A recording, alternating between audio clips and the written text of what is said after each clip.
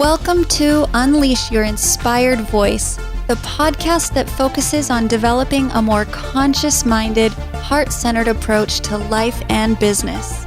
And now here to introduce today's special guest is the host of Unleash Your Inspired Voice, author, content strategist, and Unity Consciousness activist, Peter Clark Nelson. Hey, what's going on, beautiful souls? My name is Peter Clark Nelson, the host for Unleash Your Inspired Voice. Our guest for today's show is Jennifer Ching Lopez. During this uplifting and engaging episode, Jennifer and I cover a wide range of topics and stories on healing, with a primary emphasis on the healing power that comes from listening to the inner voice of children and animals. Jennifer is a dear friend of mine and someone I greatly admire for all the deep-level healing work she does for people, animals, and our planet. This is her second appearance on the Unleash Your Inspired Voice podcast, and it is a true honor to have her divine essence and inspiring presence back again for another episode.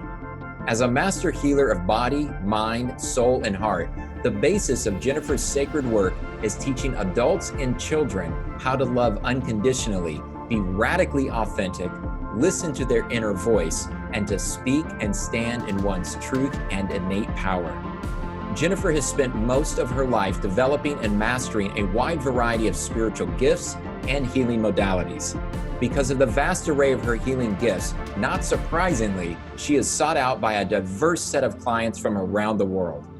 Known as a healer's healer, she is a shaman, angel whisperer, animal whisperer, intuitive life coach, Reiki master, medical intuitive, pranic healer, and a peace activist.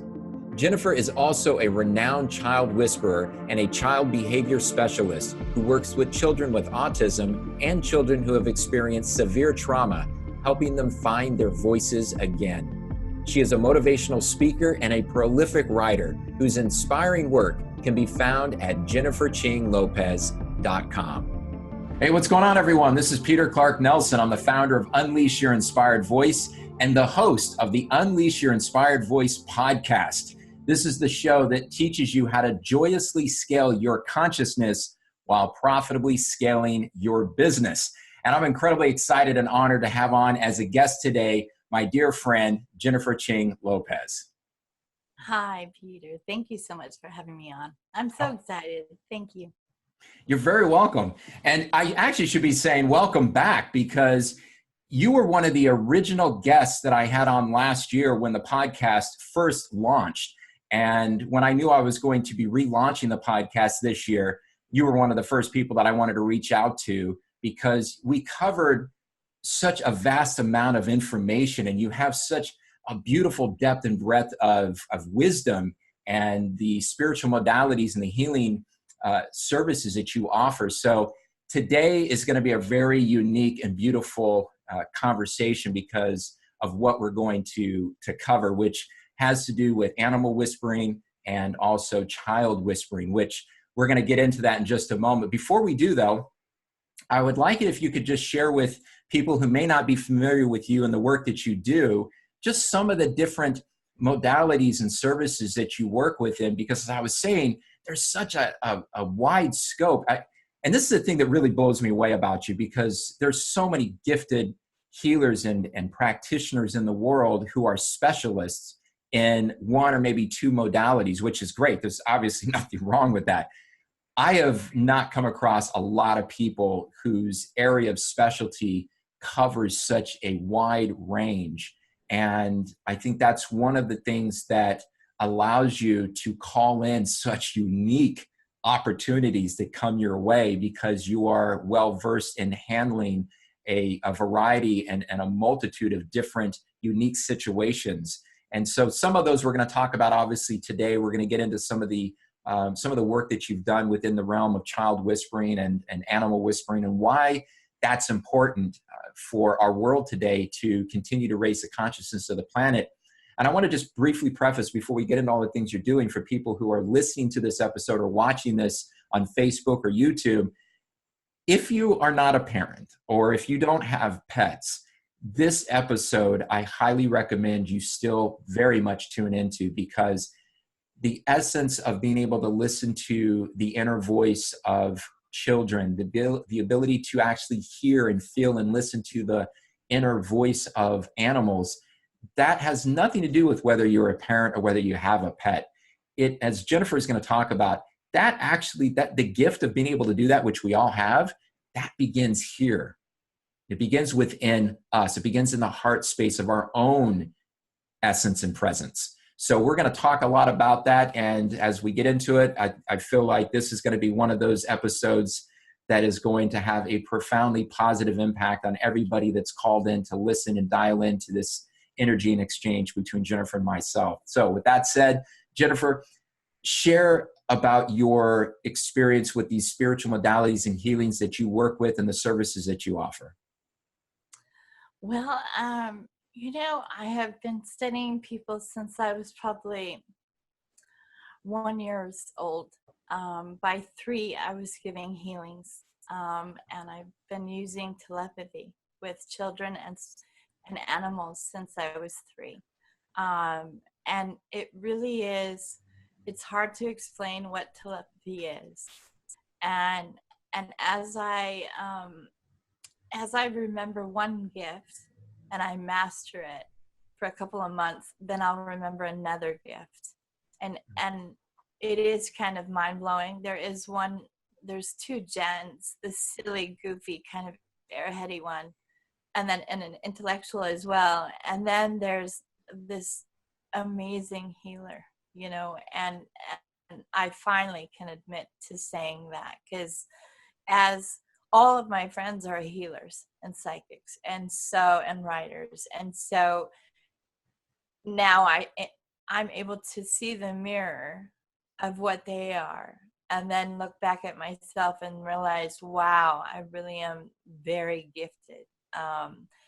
And it first started with the telepathy, and I use a form of telepathy with my clients, with strangers. I hear what they're feeling because I'm clairaudient, so I can listen to their vibration and comprehend what the heck's going on with them. But I'm also clairvoyant, and so I read people's minds. I see their future, their past, and their now, and then immediately I receive a color which will correlate to a chakra, and then immediately I'll know, oh, okay, this person has been molested, and then immediately I'll know the initial seed of what caused pain in them, because what happens is if we don't deal with our pain initially, and why would we at 3 or 5 years old when our parent says something, or we were molested or whatever, abandoned, we compound pain, because that's what the subconscious mind just does. And so I unravel the subconscious mind, so that it can flow better, and you can learn how to love yourself. And so I am a shaman. I extract negative energy, negative vibration, dysfunctional thinking off the body. I teach people how to soul journey, to bring back different parts of their souls that ran away from them during every chaotic episode of their life, so that they can come into full empowerment. I'm a pranic healer. I get a vision of a car engine and putting back synapses and connecting them, so that functional thinking can happen, so that you can manifest the life that you want. And I'm starting, my newest gift is telekinesis. And so I actually pull out these negative vibrational thinking patterns, and they come out as black smoke. And then I heal that smoke, and it comes back into the person as positive energy, empowering energy. And so, yes, I am a child whisperer and an animal whisperer, but I'm also an angelic psychic. So the angels are also helping me when I am actually giving a healing. I will move down the body, and then my client will say, I feel 2 other hands on me. So I know that the angels are working with me. But I'm also a behaviorist. So I've studied people my whole entire life, but my degrees are in behaviorism. And I mean, my whole lifetime has been about studying human behavior and animal behavior, but as well as metaphysics and all the universal laws, specifically the law of attraction and the law of divine oneness. And I'm also a peace activist. So there's so much more, but I'll stop. Well, of course you're a peace activist. You are literally healing people to find inner peace, and then that inner peace is reflected outward into the greater good.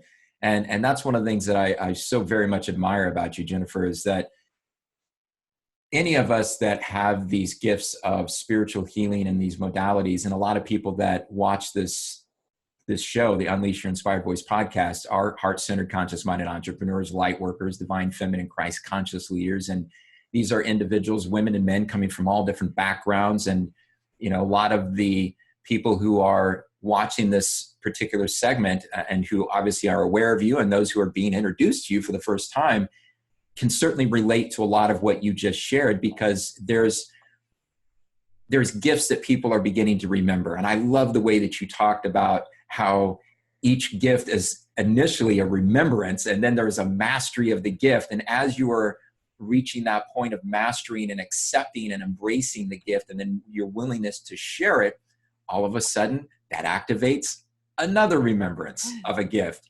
And it continues to go and continues to grow. And I think that's the thing with anybody that comes across a truly, genuinely gifted healer.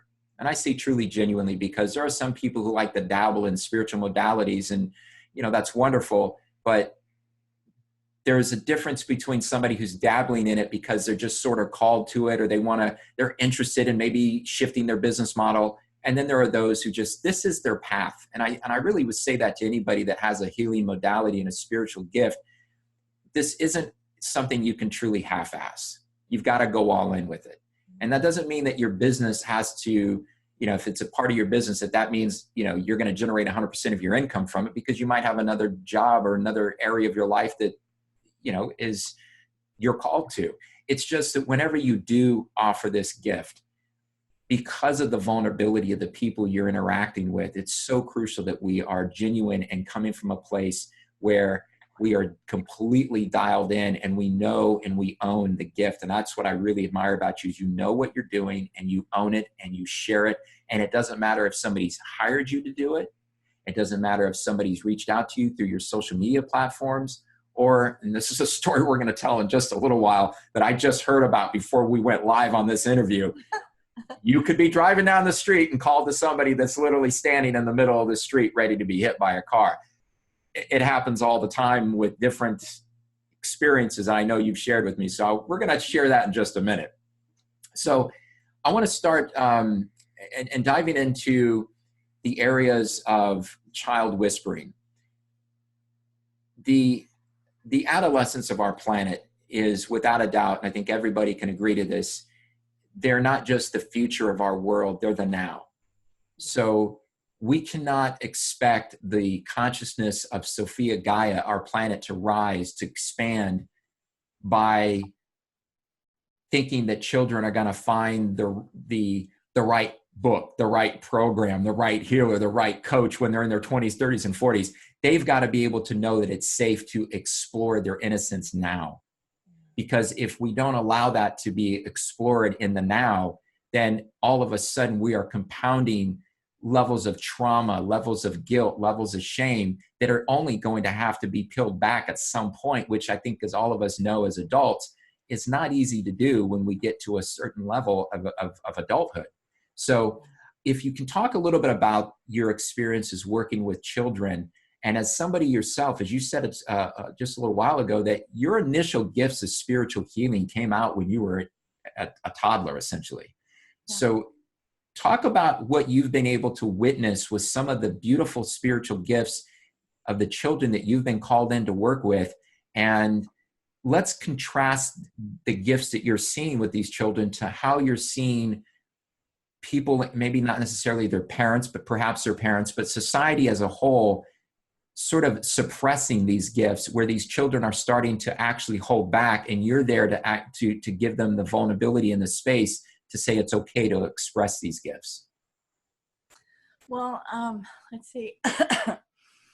I had been a nanny for 7 years, and I worked with a family for 4 years. And one of the children, I started working with him when he was 6 months old, and I had never met children. His brother was 2.5, and I had never met children that didn't giggle. And so every day before nap time, I would make them watch 10 minutes of YouTube of babies giggling. And finally, I will pull from any resource to have anyone awaken quicker than later in life. And if you awaken when you're a child, then you know your own magnificence, and then you have sort of this protective bubble around you. And I've been channeling that our generation is the last generation that will have to experience such intense pain, because we are rapidly expanding our consciousness through the shift. And so this little boy, he was 6 months old, and so he would, when his brother was at school, he would giggle, and it was a deep winter, and he would just look at this wall and giggle, and I'd say to him, "Are they here?"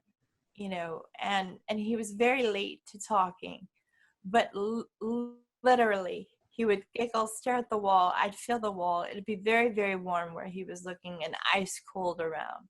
So I knew the angels were with us, and I knew that I was his guide in life.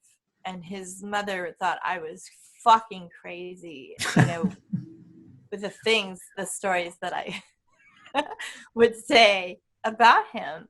And one day when he was only like 9 months old, he crawled out of his crib, his high chair and the little table part.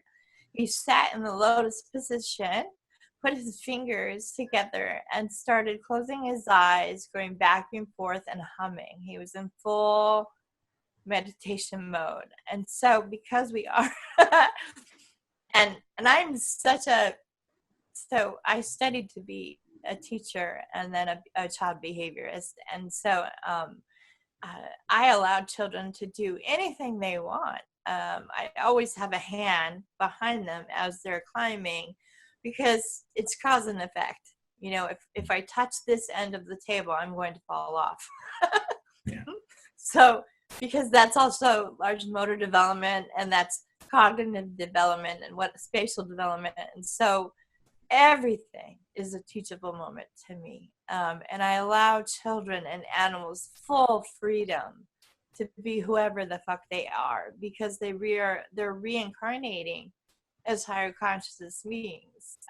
And so now he's 4, and his mother, she said, I don't get to see him that often, and it kind of breaks my heart because we have this connection. But he'll go to, I don't know what it's called, these little boxes, and he'll go, since I'm not there to answer the questions, he'll go, "Siri, why is it that I can't see my great-grandparents anymore? Why are they not here anymore?"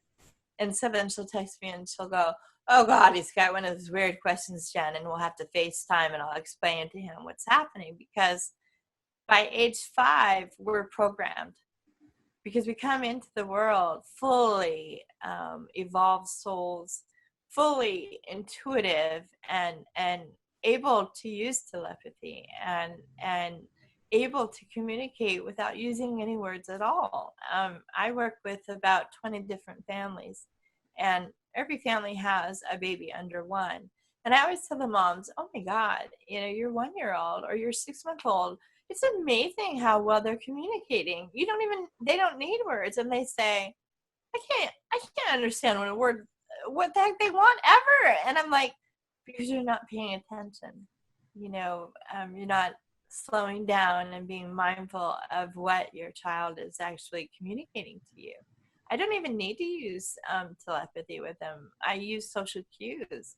and I teach them sign language so that they can explain what they're trying to communicate, and so, because we are going through this rapid growth, this evolution in our collective consciousness. We had the indigo children, and then we moved very quickly into the rainbow children, and then very quickly into the crystal children. And so I have so much hope for our humanity because we are evolving. And I won't say his name, but politically there was a reason why this person is in office, and there's reason why there is terrorism, because it's it's a mass awakening, and it needed to happen. So our children are brilliant teachers, and no one's listening. And so I posted, for some reason, I've done about 10 cat readings recently, and I was like, what's up with the cats? At first whatever, I've been reading cows and horses, and I'm like, really? But they're communicating because we reincarnate into different beings. So if you come into life as a tree, you're learning how to love. You're learning how to only be of service. You're there as a home for animals, a source of shelter, food, whatever. And so these animals are also wonderful teachers, and the parents will, the fur baby parents will contact me and say, why does this cat keep on scratching us? And I'm like, because you had a child, and then initially your cat was your child, or your dog was your child, and you're dishonoring them by not petting. When I go into the home, I'm like, okay, where's the dog's toys? And so I will bring a ball and try to play catch with the dog, and they'll just look at me like, what? And I'm like, you don't even know how to play with a ball, so we're not honoring the next generation, and we're not honoring our pets. We're not honoring animals. If you look at dolphins, they bring so much brilliance into our life. They are higher consciousness, multi-dimensional beings that are bringing messages. And so I take the information and then I write about it so that I can spread the information. So it's not just us grown-ups that have, meaningful information to share. We need to take heed what our babies, our children, and our animals are saying, and honor them as divine beings of light. So, that's beautiful. Wow. I just want everybody to just for a moment, just kind of let that all just percolate and settle in. You shared so many amazing things, and I'm glad you brought up the animal whispering and also your recent interactions with cats, because there was a post that you had written up and shared in your social media platforms that you drew my attention to. And I want to talk a little bit about that in just a moment. There's so many things that you said that we could build on. And just one particular area that I do want to point out is how you talked about children coming into this incarnation, fully develop their intuitiveness, their spiritual gifts, it's all right there. And for anybody that's watching this episode and listening to it, and you've already been on the path of consciousness, you totally get it.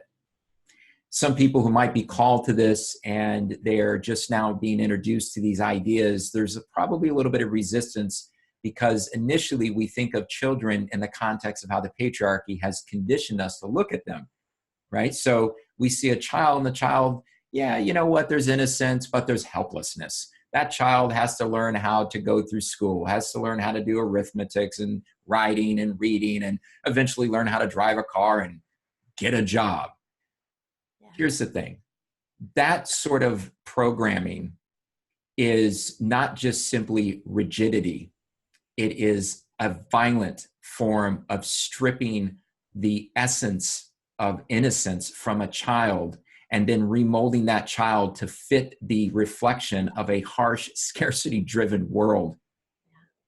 There's no validity, there's no benefit of doing that. And I think you said something that really resonated with me, and I know it's going to resonate with everybody that's watching and listening to this, so I'm going to bring this back up.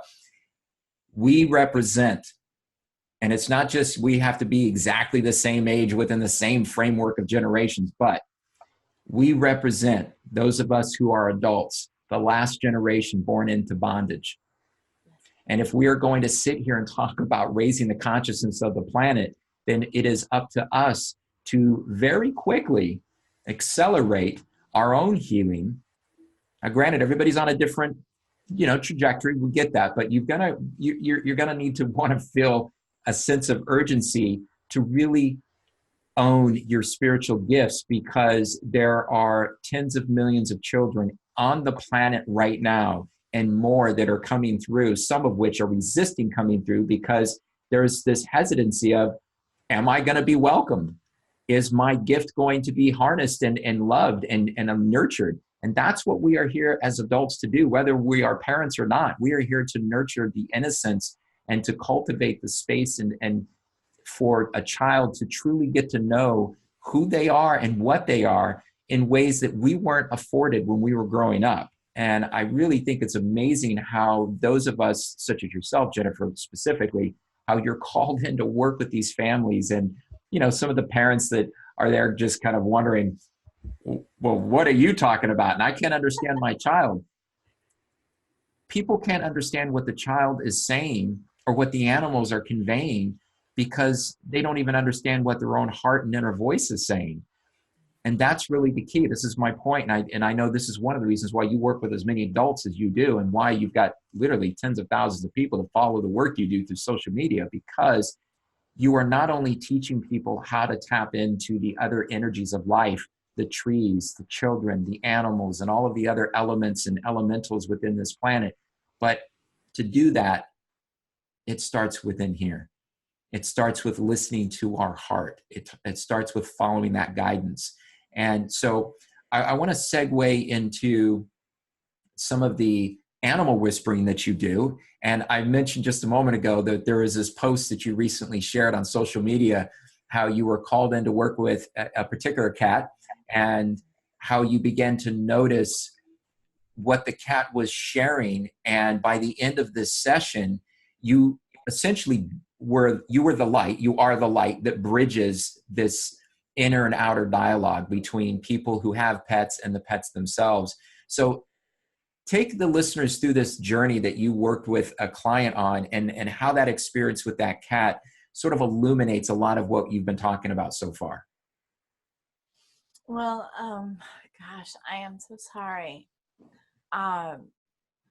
Because I am working with so many different people and animals, I literally can't remember that story.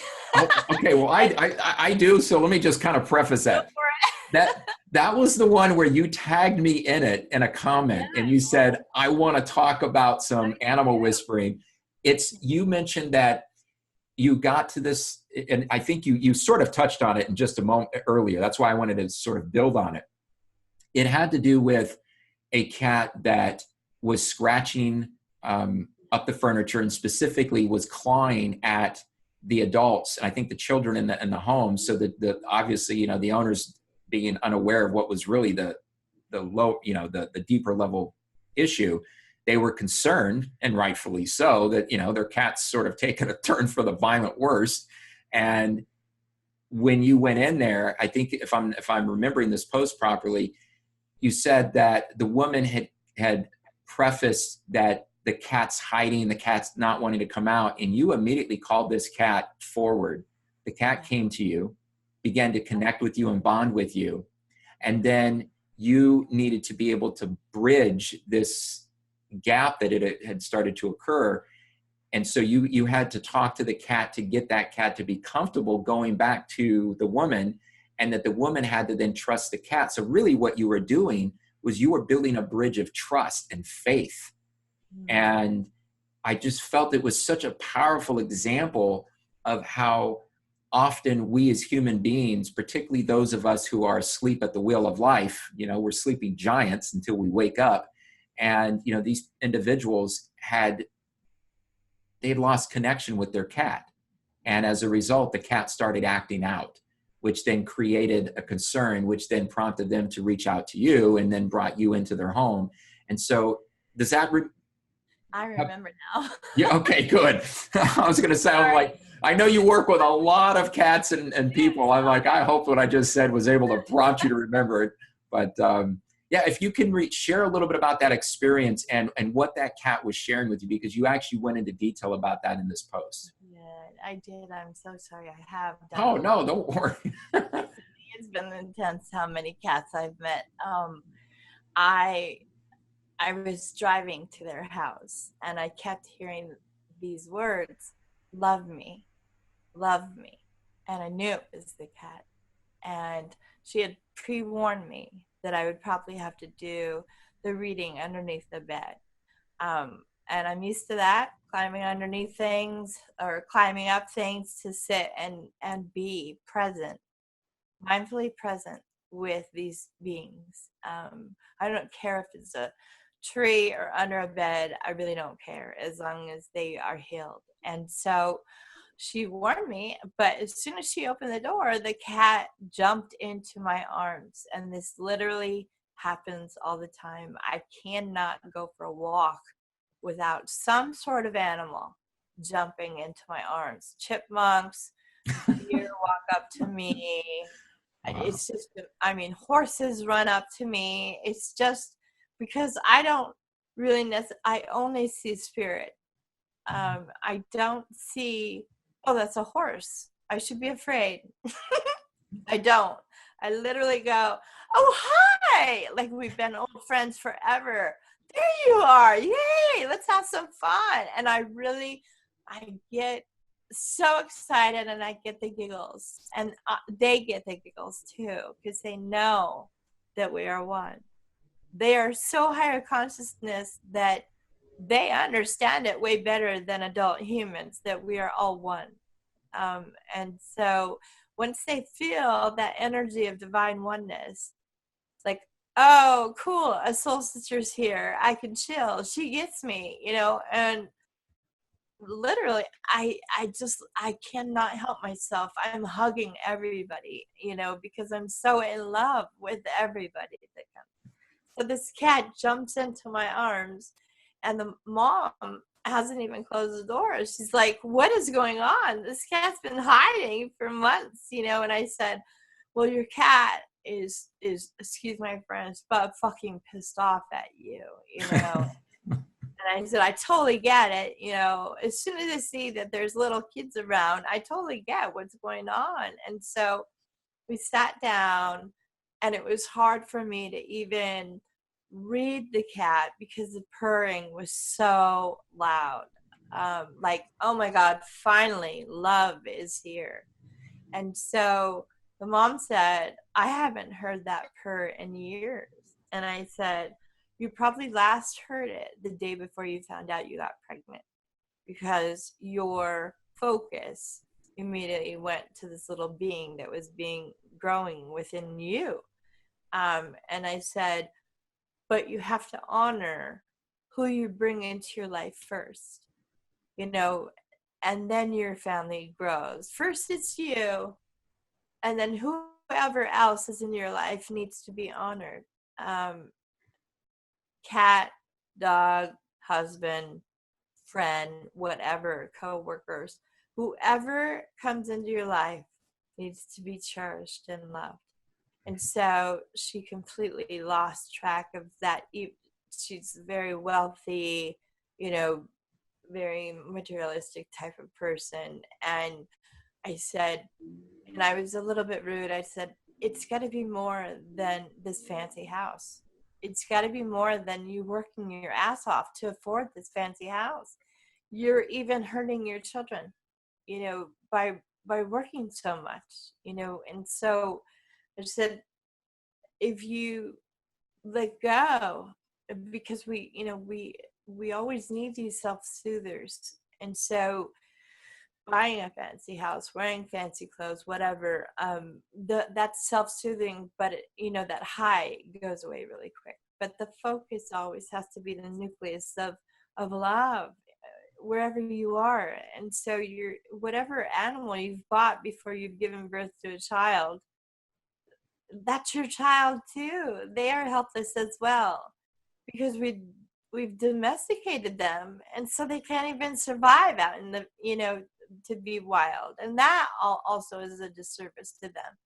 But it is part of their reincarnation, part of their karmic lessons, and so I let that go. But so through telepathy and through physical touch, I was able to explain to the cat that the mom just lost track, that she's deeply sorry that she's hurt you this bad, and that you are so very loved. And I reminded the cat that it's not just that family that's loving that cat, it's our divine oneness. And I represented a piece of that divine oneness. And so I said to the cat, it's time for you to forgive. Like, release your resentment. And so I started using sopranic energy to pull out the resentment, the anger, the frustration, the deep loneliness that this cat had. And then I said to the mom, I need you to open your arms with love. And as soon as she did that, the cat left my arms and jumped into the mom's arms and began to purr like a little baby, like, thank God you're my mom still. And so I personally began to sob, because I was like, you're not getting it. She's a baby too, And I said, you're also not honoring the child within you. There's so many dysfunctional things happening in your household that I'm so aware of. And so I said, if you want me to come in for couple counseling, consciousness counseling, or family counseling, whatever, or just to sit and teach you mindful meditation or self-love, I said, you got to start with you. You do not love you. And I said, the number one thing I do with patients or clients that come to me that are not having any self-love is, please go buy a dog. Instant unconditional love. Instant. They don't give a fuck what you do, whereas cats get angry. Cats are like, they're a little more higher consciousness than dogs, and so dogs will forgive more and more and more. You give them food, they're your buddy, and so, it's just gigantic to me how much self-love, it's got to be the center of everything that you do. And then you've got to be present to what a gift every single being that comes to you is. And people are not understanding that, valuing the gigantic gift of connection, our divine oneness. So I always tell people, please Google the meaning of divine oneness. So there you go. Wow. Thank you so much for sharing that story. There's so many beautiful lessons that are just layered into all of that. And again, I say to anybody that's listening and watching this episode, I mean, it goes without saying, I think all of us can relate to various elements of what you just shared, regardless of whether, we currently have pets or children or not. Because one of the things that I really took out of that, which many things, but one of the things is just the power of forgiveness. And everyone that's on this path of consciousness, anyone that, looks at themselves and says, okay, I'm more spiritual today than I was, however many years ago. Everybody knows and has heard about the power of forgiveness. And it's reached a point where forgiveness and self-love, and even the concepts of, one divine love, I have seen a lot of people in spiritual communities get to the point where those terms are often overlooked and viewed as a cliche.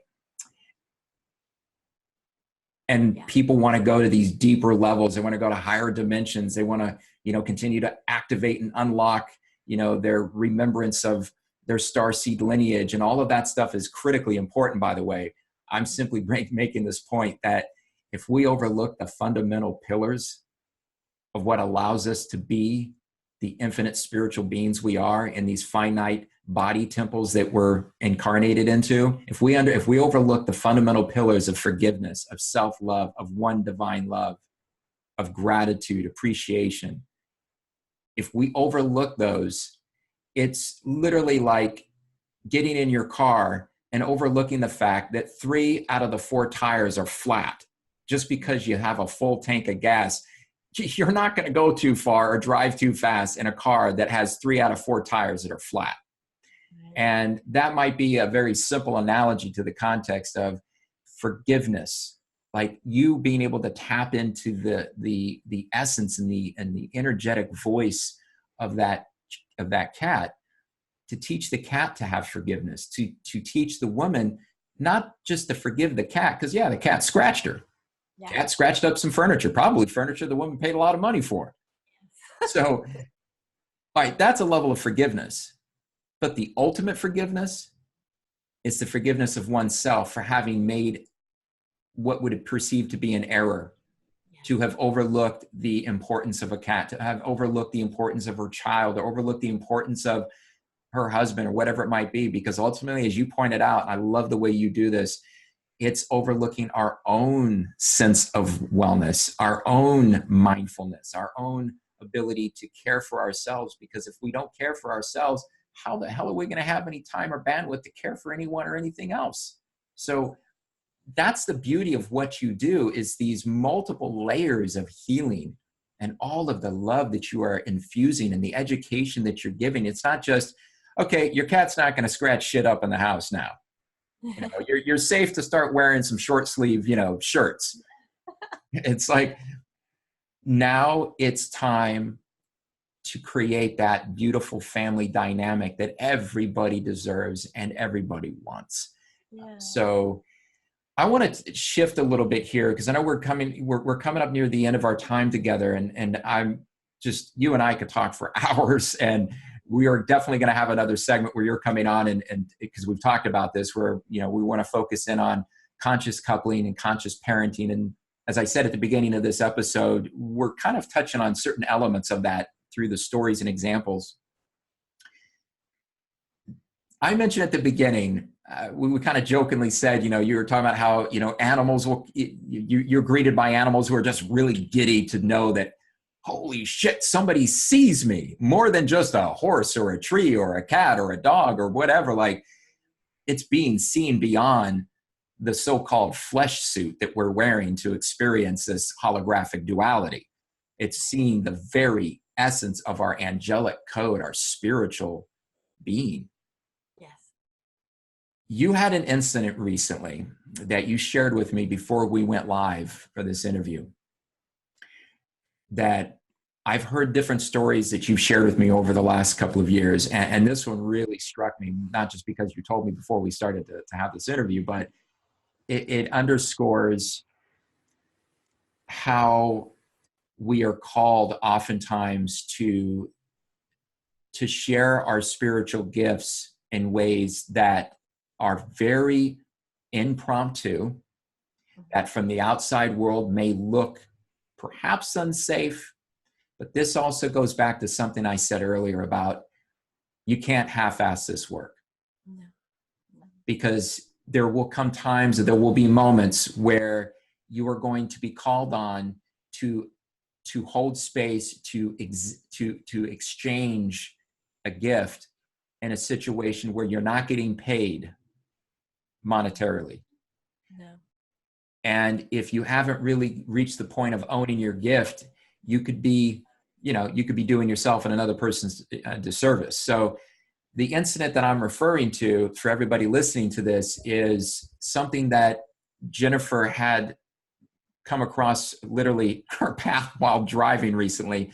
And I want you to, Jennifer, just to share a little bit about that story and what occurred between you and this woman that you happened to find walking in the middle of the road during a rainy night, and really how things unfolded. And we want to tie this back into the importance of working with children, because as people who will hear this story will start to understand, this isn't just an adult who may have lost her way. This is an adult who is part of the system that created an experience that I'm incredibly grateful and quite frankly, almost in awe of, that you answered the call. So share a little bit about this experience with this woman and how you came across her in the middle of the road at night. Okay. Well, first off, when you fully awaken and you choose to be a light worker, you have to let go of who you are completely, almost. Yes, you fall in love with yourself, and that is unbelievably beautifully healing, but it's a lifestyle to live a highly metaphysical, spiritual life. It's what we eat, it's what we listen to, it's the connectedness that we choose to be with.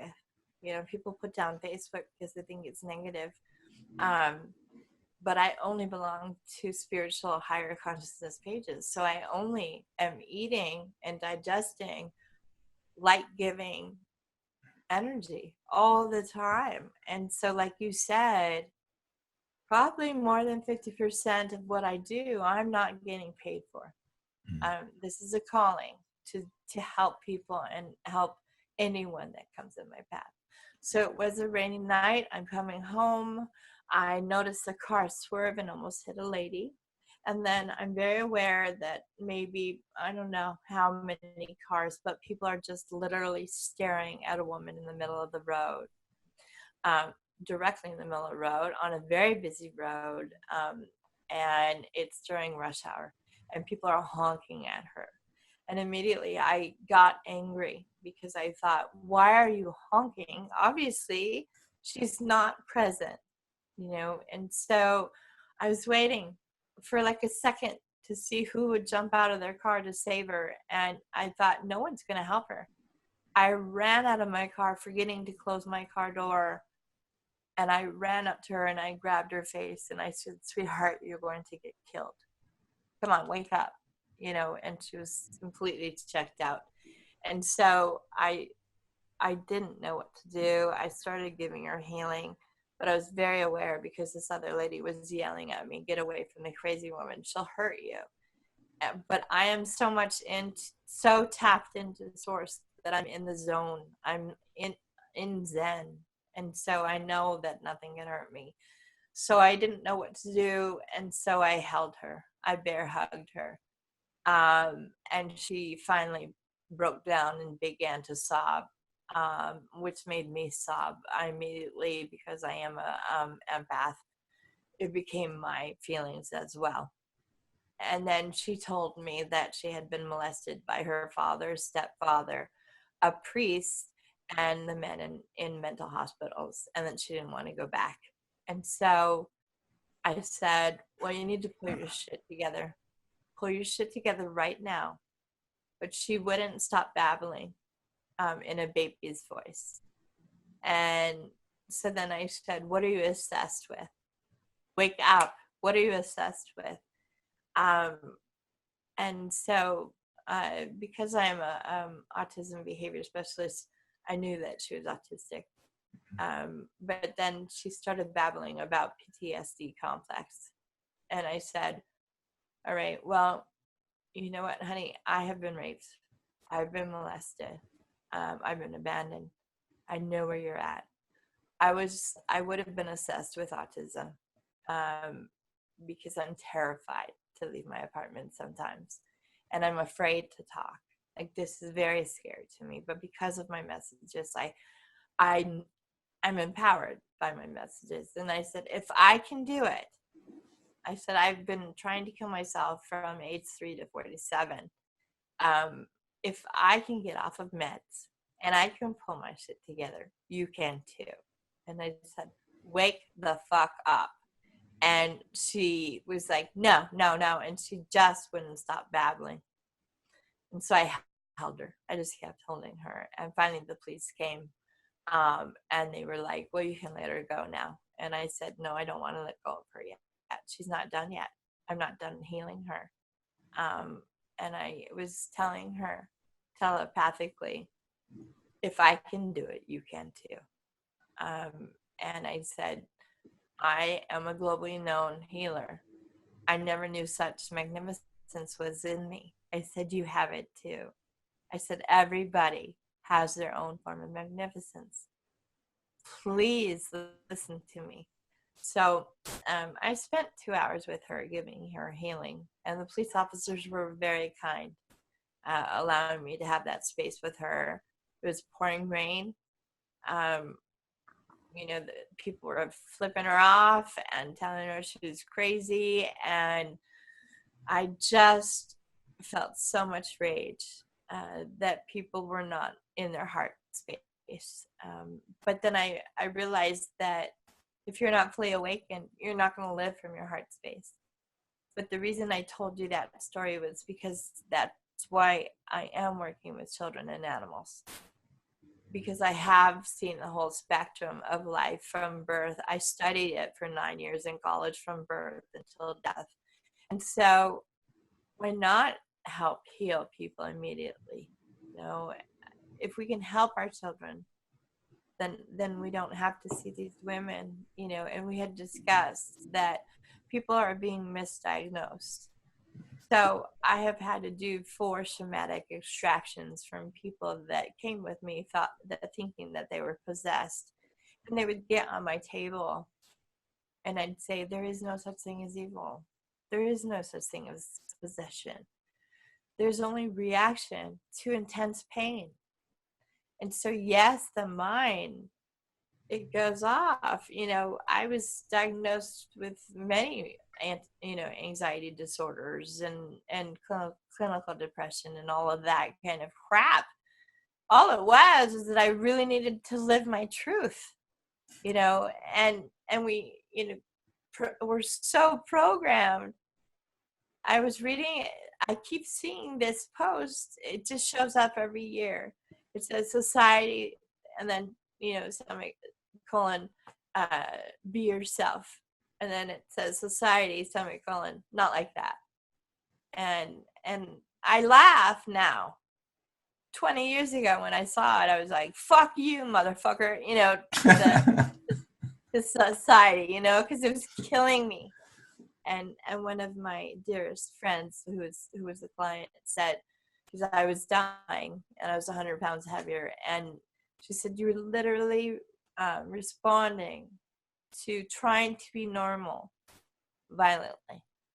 And now that you are like flowing your freak flag, like fuck, I'm so sorry, but fuck you has saved my life, and I am a peace activist. I'm a very peaceful, gentle person, but fuck is just so empowering. And so I asked the lady, scream fuck you to whoever's fucking in your mind right now. Tell them to fuck off so that you can get home.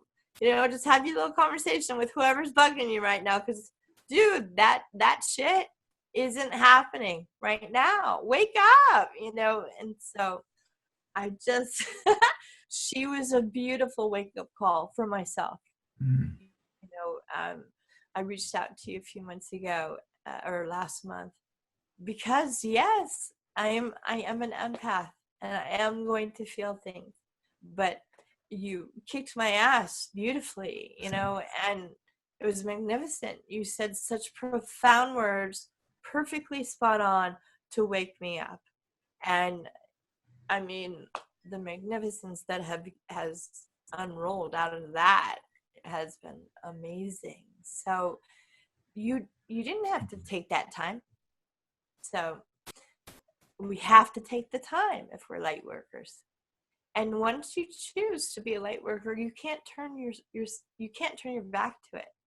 So yes, please, you all reach out to each other so that we can heal our world and Gaia. So I'm done.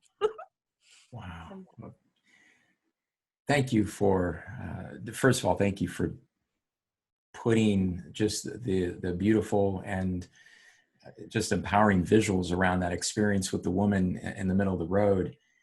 It's, as we talked about briefly before we came on here live, and you mentioned it about one of the reasons why it's so important for you to be doing the work you're doing as a child whisperer, as a animal whisperer, and all, of course, all of the other different beautiful modalities and things you do as, a manifesting coach, as a shaman, as angelic psychic, and just so many other things that you are so gifted and skilled in, that the willingness to listen to our own individual heart, and then to cultivate trust with our inner voice, with our higher self. And from that trust, we can then begin listening to and hearing the voice of children and the voice of animals. And quite frankly, as business owners, as heart-centered business owners, and I've talked a lot about this, where you're tapping into, you're speaking with, and you're listening to the voice of your own creations. Because when you give birth to something, be it a book, a podcast, a service, a retreat, any kind of, product that you're pouring, literally you're pouring and infusing your heart and soul into, it has its own unique energetic signature. So there's a multitude of reasons why it's so crucial for us to listen to our inner heart and to be able to have this dialogue, not just to be able to trust and no longer follow the guidance of the fearful, voice of the inner critic, but so that we open up a plethora of beautiful opportunities to serve others by being able to tap into and know when and where we are being called to. And when that happens, we show up and we are present. We're mindful. Because, as you said, this isn't just a business, it's a lifestyle. And yes, there are, look, truthfully speaking, we're not going to be doing work 24/7 consciously. I mean, yeah, we're doing work when we go to sleep and we're in our dream state. But there's days and there's moments and periods of time where we have to step back, where we have to shut off from social media. We have to shut off from clients just to rejuvenate and to reinvigorate the body temple, and to be able to let go of things that we no longer need to carry with us. Because, we've talked about this, where you're going into different timelines, you're carrying excess baggage that may have been useful at one timeline or another, but in the new one, it's no longer needed. So you've got to shed that baggage. And that was something that, and I thank you for, I wouldn't have brought this up, but I want to just honor you for referencing, after the story with the woman, how you reached out to me earlier this year, and it was, you were transitioning into a different timeline, and there was some excess baggage that was coming along with you. And I, first and foremost, as I've said to you many times, I'm incredibly honored that you think of me to reach out, and it was a great conversation. I recognize that in the moment, as I had to listen to my own higher self, and as I was tapping into your higher self in your heart space, yeah, I had to be very blunt. I had to say, okay, you know what? I'm honoring what you're telling me. I'm honoring what's happening. But you have gifts, not just a gift. You yourself are a gift, but then you have all these other gifts. If you don't let go of this baggage and transmute it, then you're not simply dimming your light and hurting yourself. You are cutting yourself off from all of those beautiful souls who need your light and need your gifts. And if you dim the light and lower the frequency by holding on to excess baggage, then the people that are being called to you, that have already had this etheric connection, they're just sort of waiting for that one divine moment. They don't know it necessarily, but it's going to happen. But it won't happen if you're not there. Yeah. And that's what happens. So if you're not there, and I'm saying this not just in respect to you, obviously, in our conversation, which, to your credit, you heard it, you felt it, and the results of what happened for you were just exponentially amazing. Like, the business started to grow, number of people coming to you started to grow. You got opportunities that were, in many cases, didn't exist before. And that's not necessarily me. I'm simply a conduit. I'm just saying, look, this is what's there. You said yes to your heart. And I'm saying this to everybody listening to this podcast. If you are a heart-centered, conscious-minded entrepreneur, a light worker, a divine feminine, Christ-conscious leader, however you want to define what you do as a leader, if you are not seen, if you're not heard, then your message and your gifts are not going to be felt. And if you're struggling to build your business, if you're struggling to overcome certain issues and challenges, honor the challenge, but then transmute it, because otherwise, if you don't work on that and let it go, it's going to dilute the power of your message. It's going to dilute the healing that you bring. And I'm not just talking about healing from hands-on healing or healing in certain spiritual modalities. I mean, artists, musicians, writers, public speakers, healing shows up in all different forms. So when you hone the power of your healing, when you hone the message and the power of your inner voice, you become a vessel on a magnified scale of being able to heal not only your clients, but the people you may be called to, the animals you may be called to, just walking down the street. And then there's the ripple effect. There is the effect that when you step into that level of self-empowerment, your frequency, your vibration is literally healing the planet. And it's being felt by people who may not even know who you are or that you exist, but it's helping everything. And that is why the more each of us can answer the call, as you have answered the call many times, Jennifer, as more of us answer the call individually and then collectively, the quicker we're going to give the ascension to Sophia Gaia, the quicker we are going to raise the vibrations and frequency of this planet.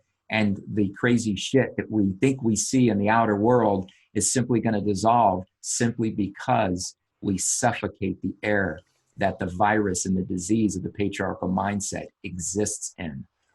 If we do not provide it oxygen to breathe, then the virus cannot spread. So with that said, I want to say thank you first and foremost, Jennifer, for being on this episode. The things you shared, we could talk for hours. Obviously, people who've been watching this, they'll see underneath your image the URL where people can go to jenniferchinglopez.com. For people listening to this podcast as an MP3, I just mentioned Jennifer's website, jenniferchinglopez.com. Jennifer, share where people can find you on Facebook and Instagram. Well, you can go to my personal page, Jennifer Ching Lopez, or you can go to my business page, which is the same name as my Instagram account, which is Manifesting Alchemy. Wonderful. And when you go there, anybody who visits that page, you are going to be pleasantly overwhelmed. And I say pleasantly because you're going to be pleasantly overwhelmed with beautiful imagery, quotes, videos, amazing stories that Jennifer just openly shares about her experiences working with children and animals, and just the light that she connects with in nature.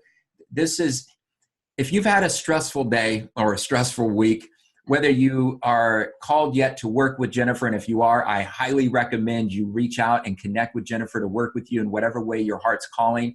But if maybe that's not where you are right now, but you just need a little bit of a rejuvenation, a little bit of a wake-up call, a little bit of a smile to be, placed on your face and in your heart, visit her social media pages, because there's no way you can come away without feeling better about yourself and life before you showed up. And with that said, again, Jennifer, thank you for sharing your beautiful stories. And thank you for thanks for being such a beautiful light in the world. I just can't say enough about how grateful and how much I admire all of the things you do for so many different people, and obviously for so many different life forms. And I want to also thank everybody for joining us in this beautiful exchange here. We welcome you to all of our episodes, and this one in particular. I want to thank everybody for being a part of this journey with Jennifer and myself. If you're watching this live on Facebook, by all means, ask some questions, leave your comments about your experience and listening to some of the stories that Jennifer shared. If you have similar stories or things that you can relate to, by all means, share that as well, because as one thing that we can all attest to, when we're going through personal challenges, even if intellectually we tell ourselves, we know we're not the only person dealing with this, it feels as if we are the only person dealing with it. And if we have dealt with shame and trauma in our life, which every one of us has on some level, it's very easy to feel as if we are isolated in the closet of shame. And the truth is, none of us are alone. And then, of course, when it comes to being successful in life and having a beautiful life, sometimes we can be successful with our work, but feel as if we're succeeding in obscurity. So part of this show, one of the reasons I was called to not only launch it last year, but to relaunch it again this year, is because this is a platform for all of us to come together and to be beautiful mirrors and reflections of one another, so that we know that the days of suffering and isolation and the days of succeeding in obscurity, that's in the rearview mirror of our past.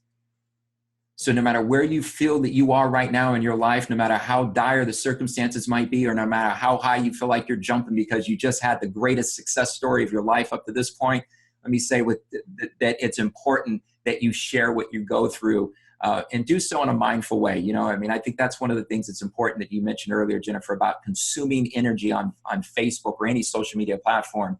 It's a lot of people that share a lot of low vibrational shit and try to, you know, dress it up as somehow spiritual or uplifting. We all know, we all have within ourselves the ability to discern the difference between real genuine release and real genuine celebration, real genuine, you know, pointing the finger and say, look, that's a fucked up situation. Let's not go through that again. And so I just call upon people that when you share your stories, do so with the understanding that there's other people that are going through it. So, you know, be able to share it in a way that people can hear and feel the lessons of it, and not so much find themselves jumping down a hole of commissary, activity. I think that's a very important element when we are trying to transmute our past trauma. So Jennifer, thank you for being just the beautiful angelic soul to come into this world at this time and to go through all of the things that you've transmuted in your personal life. And I want to thank you again for being a part of this show. I'm truly honored and touched for you to have come across Unleash Your Inspired Voice, and thank you for unleashing your own inspired voice.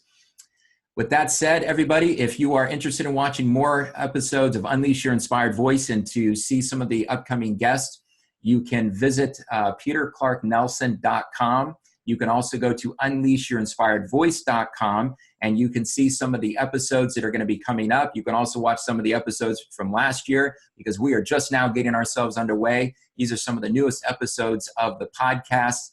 And from my voice, my inspired voice, to yours, I want to thank you for joining us. And remember, unleash your inspired voice, because the world needs what you have to say and share now more than ever.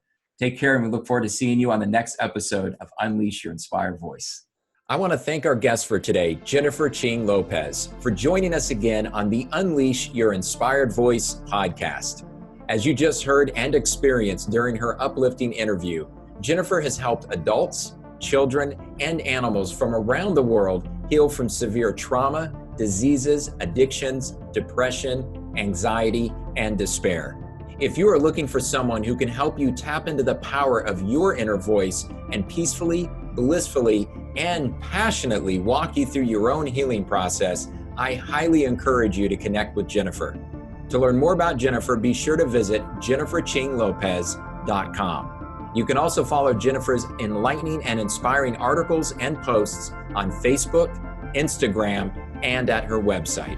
To get access to bonus material from previous guests and episodes of the Unleash Your Inspired Voice podcast, as well as being notified of upcoming guests and special events, please be sure to visit unleashyourinspiredvoice.com and sign up today. I also want to give a shout out and offer my eternal gratitude for the divinely gifted team here at the Unleash Your Inspired Voice podcast. Talasa Tam of Talasa Designs, who is the amazingly gifted artist behind the branding of Unleash Your Inspired Voice. To learn more about how she can bring your vision to life through beautiful and heart-centered brand design, please visit talasadesigns.com.